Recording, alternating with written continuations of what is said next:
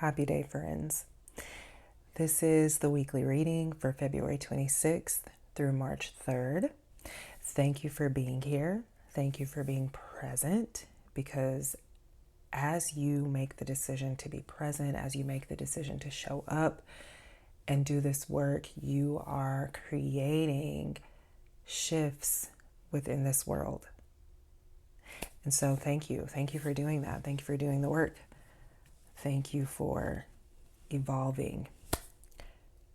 The energy around this week, this next week, February 26th through March 3rd, the energy feels very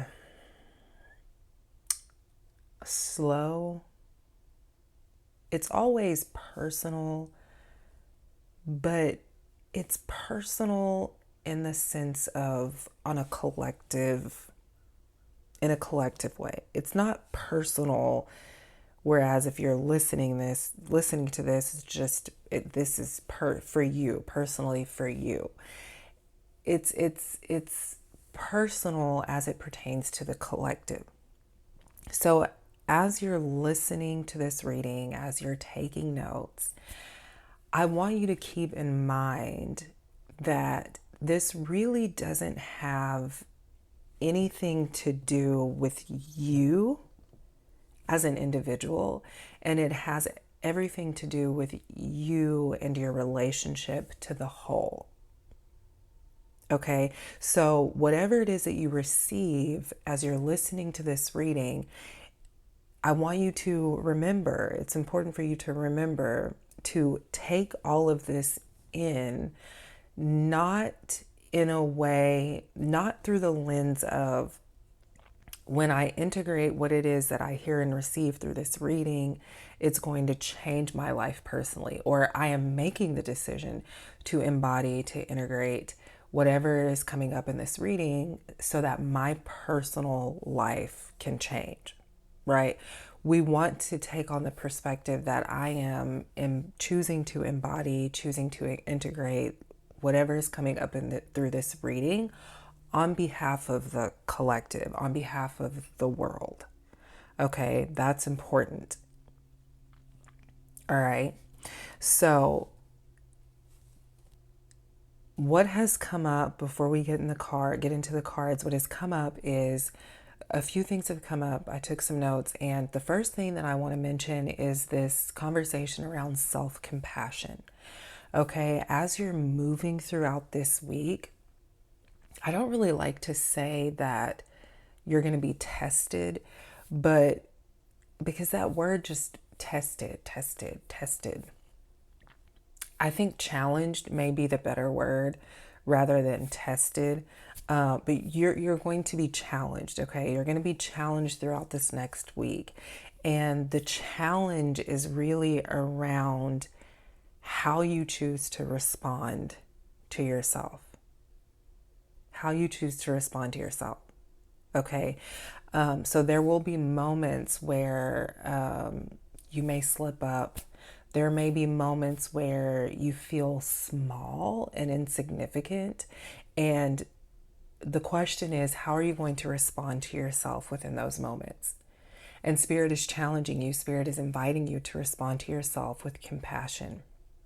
Again, not looking at this as I am choosing to respond to myself with compassion in a compassionate way because I am trying to change myself in my life.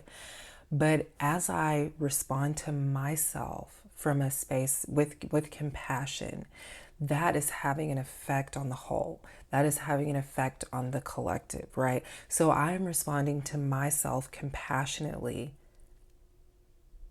because it's having an effect on the collective. I'm not just doing it for myself. Okay. The next thing that has come up is Spirit wants you to pay attention to, again, as these challenges are coming through, you may end up wanting to turn to old self-soothing patterns. Okay, so Spirit wants you to hear that throughout this next week, you're going to be faced with opportunities to choose new ways to support yourself.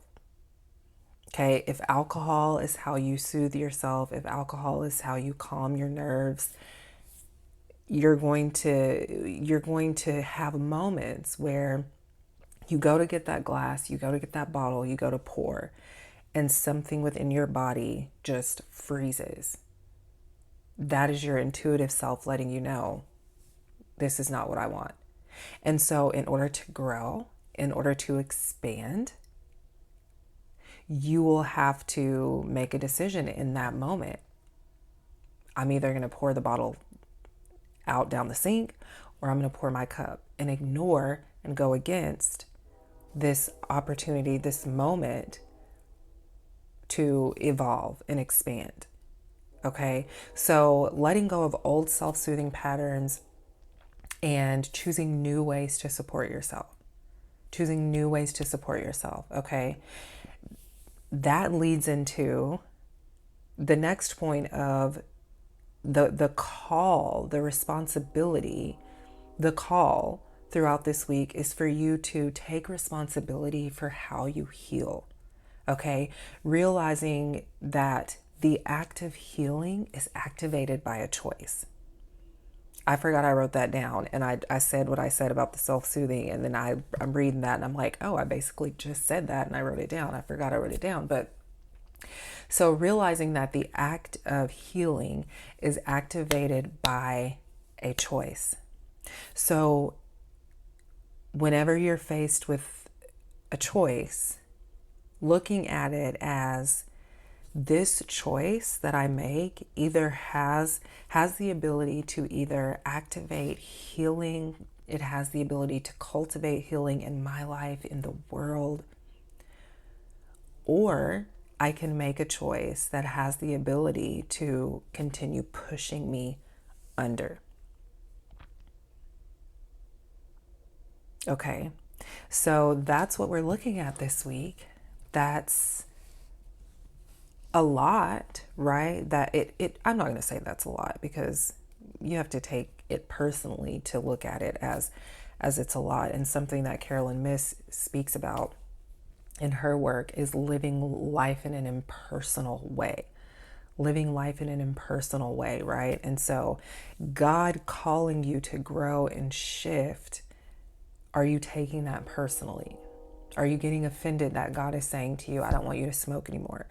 It just doesn't align. Are you getting offended that God is saying to you, I don't want you to be in that relationship or in that partnership anymore, because it just doesn't align? Are you taking offense to that? Because what you're doing subconsciously is you're saying, I don't want to grow. I don't want to expand. But the reality is that you do want to grow and you do want to expand. It may be uncomfortable for a little bit. You may experience some discomfort, but oftentimes discomfort or healing and growing is accompanied by discomfort. So let's get into the cards. Let's see how they align with everything I just said. The Wheel of Fortune. The Wheel of Fortune. And we're going to look at the Wheel of Fortune from the perspective of your choices. Like I was just saying, healing is activated by a choice. So we're going to look at the Wheel of Fortune as the Wheel of Fortune is speaking to this change that you have been yearning for. You've been desiring to experience great change and transformation. You've been praying for miracles. And the Wheel of Fortune is speaking to that change that, look, I want you to pay attention to the card, how the person is like in the middle of this wheel, right? And the wheel is always going. So let's take note of that and hear that change is always happening. It's in our nature to change. We can just look out at nature and see, nature is always shifting, always changing. Things are always moving, right? Energy is not stagnant. It is always moving. What happens is that we take on the perspective sometimes that change isn't occurring in our lives. And Spirit wants you to hear that if you want access to this change, then you need to remember that it is activated by the choices that you make. And unless you listen to that intuitive voice and make the choices that truly align with the will of your soul, this change, it will appear to you that this change is bypassing you. But the change isn't bypassing you. Your choices just aren't activating the change that you want to experience, that you desire to experience. Seven of Wands. Seven of Wands. So there's definitely, as you're moving throughout this week, there's definitely, like I was saying, you're going to be faced with some challenges, okay? You're going to be faced with some challenges. And the Seven of Wands is speaking to, also, it's speaking to the challenges, but it's also speaking to what I was saying about the self-soothing patterns, okay? Because what has happened is these self-soothing patterns have become crutches. So you're going to be finding yourself asking, as you're moving throughout this next week, am I capable of overcoming these challenges without the crutches that I've been relying on? Am I capable of overcoming these challenges that will be more mental and emotional than anything? Am I capable of overcoming these challenges without relying on the crutches that I have been relying on for so long? And the Seven of Wands is saying, yes, you are. You are very much capable of choosing new ways to support yourself. You are very much capable of overcoming these challenges without turning to those self-inflicting patterns. Those patterns that are really causing you to harm yourself more than anything. And if you're listening to this, and if you're hearing it, and if you're receiving it, you're going to find that now that you have this sense of awareness, it's going to be hard for you to pick up that self-soothing tool that you would use. You're going to look at it and you're going to really feel this desire to choose it. But then there's this battle that's going to take place within you. And the only way for that intuitive voice to grow stronger, the only way for your confidence, because we're working with the wand, so we're looking at the solar plexus area, so that's our self-determination, our willpower. The only way for your confidence to grow stronger, the only way for you to become more confident in your ability to overcome these challenges without turning to these tools that you've been relying on, these crutches, is for you to choose one choice at a time. One choice at a time. When you make the choice not to choose the crutch, you're strengthening yourself. You're strengthening yourself. When you make the choice the next time you're faced with the choice to choose the crutch, you're strengthening yourself. For me, I love whenever I find myself overwhelmed mentally or emotionally, I turn to food. But every time I say to myself, I'm not hungry, I feel that gnawing at me to go get the food so that I can push down whatever it is that I'm feeling. But I have the sense of, I have the awareness, and I know that the only way to overcome, the only way to move through whatever it is that I'm feeling is to feel it. Pushing it down is not going to get rid of it. Pushing it down is not going to get rid of it. Pushing it down is going to cause an explosion. And we don't want that. We don't want the explosion. And then we have the Four of Coins. We have the Four of Coins. So with the Four of Coins, just looking at the whole picture, with the Four of Coins, it's not so much about isolation as it is retreating. retreating. Yes. It's not so much about isolation as it's more so about retreating. Retreating so that you can figure out what your pillars are. What is holding you up? Okay, so are you relying on those crutches to hold you up? Because there's something within you that wants to hold you up, but because you're relying so heavily on the crutches to hold you up, there's this disconnection from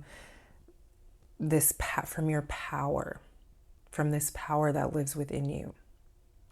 And this power wants to show you, whenever you think of a house or you think of a building, there are four corners, or we think of, pillars. We think of with the number 4, what is your foundation? What is the foundation like that you're standing on? So take some time to retreat, to go within yourself, to figure out what kind of foundation you want to create for yourself. What do you want to be?